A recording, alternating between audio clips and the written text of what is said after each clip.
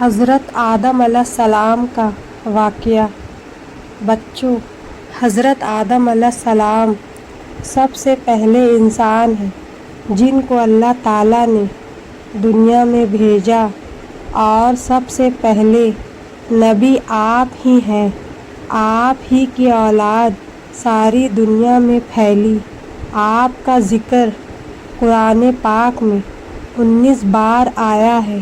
جب اللہ تعالیٰ نے دنیا کو آباد کرنے کا ارادہ کیا تو اس نے فرشتوں سے کہا، میں دنیا میں اپنا ایک نائب خلیفہ بنانا چاہتا ہوں۔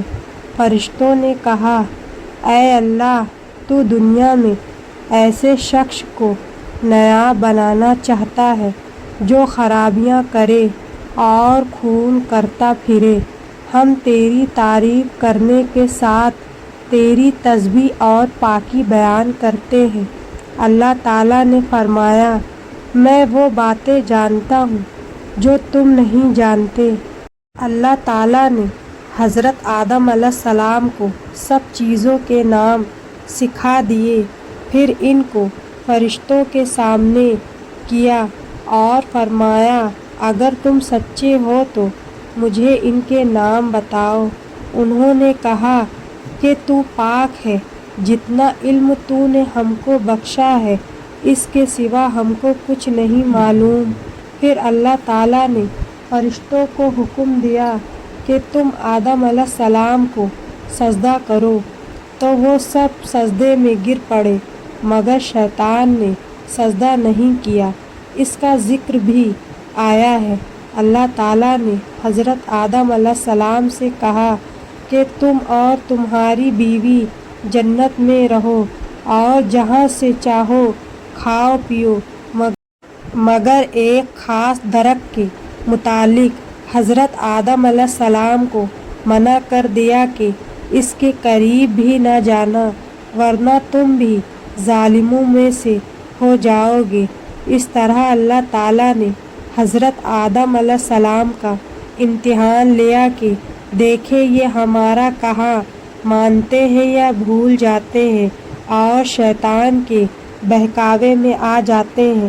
شیطان جو پہلے ہی حضرت آدم علیہ السلام سے ناراض تھا کہ ان کی وجہ سے وہ خدا تعالیٰ کے دربار سے نکالا اور خدا تعالیٰ کی لعنت اس پر ہوئی، اور اس نے قسم کھائی تھی کہ میں حضرت آدم علیہ السلام اور اس کی اولاد کو قیامت تک بہکاتا رہوں گا کہ اللہ تعالیٰ کا کہا نہ مانے اور خوب برائیاں پھیلائے۔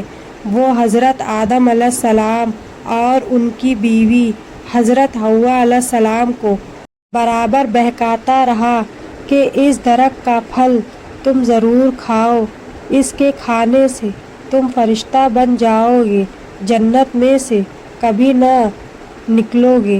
آخر ایک دن حضرت آدم علیہ السلام اور ان کی بیوی حضرت حوا علیہ السلام بھول سے شیطان کے بہکاوے میں آ گئے اور درخت کا پھل کھا لیا۔ پھل کھاتے ہی دونوں ننگ ہو گئے اور جنت کا لباس ان کے بدن سے غائب ہو گیا، اور وہ جنت کے پتوں سے اپنا جسم چھپانے لگے۔ اللہ تعالیٰ نے حضرت آدم علیہ السلام سے کہا کہ ہم نے کہہ دیا تھا کہ اس درخت کے پاس بھی نہ جانا، شیطان کے کہے میں نہ آنا، وہ تمہارا دشمن ہے، تم اس کے کہے میں آ گئے۔ اب تم اور حوا جنت سے چلے جاؤ اور دنیا میں جا کر رہو۔ حضرت آدم علیہ السلام کو جنت سے نکلنے اور شیطان کے بہکاوے میں آنے کا بہت رنج و غم ہوا، اور بہت عرصہ تک اللہ تعالیٰ سے معافی مانگتے رہے اور روتے رہے کہ اے اللہ مجھے معاف کر دے۔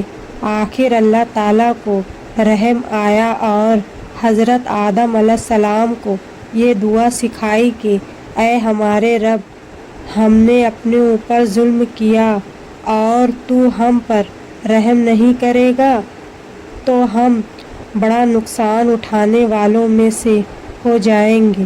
تو حضرت آدم علیہ السلام نے یہ دعا بہت گڑ گڑا کر مانگی اور اللہ تعالیٰ تو بہت رحم کرنے والا ہے۔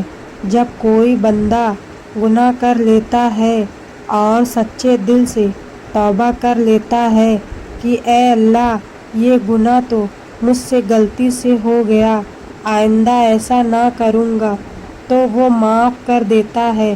چنانچہ حضرت آدم علیہ السلام کو بھی اللہ تعالیٰ نے معاف کر دیا اور پھر کہا کہ تم اور تمہاری اولاد دنیا میں رہو اور یہ بات یاد رکھو کہ جب میری طرف سے کوئی نبی میری ہدایت لے کر تمہارے پاس آئے تو تم اس کا کہا مانو جو میرا بھیجا ہوا نبی کا کہا مانے گا، اس کو پھر نہ کوئی خوف ہوگا نہ کوئی غم ہوگا، اور جو لوگ میرے نبی کی بات کو نہیں مانیں گے اور ہماری آیتوں کو جھٹلائیں گے وہ دوزخ میں جائیں گے اور ہمیشہ اسی میں رہیں گے۔ اس کے بعد حضرت آدم علیہ السلام اور حضرت حوا علیہ السلام دنیا میں رہنے سہنے لگے، خوب دل لگا کر عبادت کرتے۔ ان کو بہت اولادیں ہوئیں اور دنیا میں سب جگہ آباد ہوتی رہیں۔ حضرت آدم علیہ السلام اپنی اولادوں کو یہی بات بتاتے رہے کہ تم کبھی شیطان کے بہکاوے میں نہ آنا، وہ ہمارا دشمن ہے اور ہم کو بری باتیں کرنے کے لیے بہکاتا رہتا ہے۔ ہمیشہ اللہ کی عبادت کرنا، سچ بولنا، کسی پر ظلم نہ کرنا، ایک دوسرے کی نیک کاموں میں مدد کرتے رہنا۔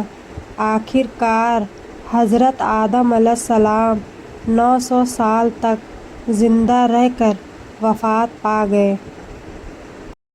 قرآن کے اس واقعہ سے ہمیں یہ ہدایت ملتی ہے کہ جب شیطان نے غلطی کی تو اس نے اپنے معافی کے بجائے تکبر کیا اور اللہ کو ہی اپنے گمراہی کا الزام دیا، پر جب آدم علیہ السلام سے غلطی ہوئی تو انہوں نے اپنی غلطی مانی اور فوراً توبہ کری اور تب تک معافی مانگتے رہے جب تک اللہ کو راضی نہ کر لیا۔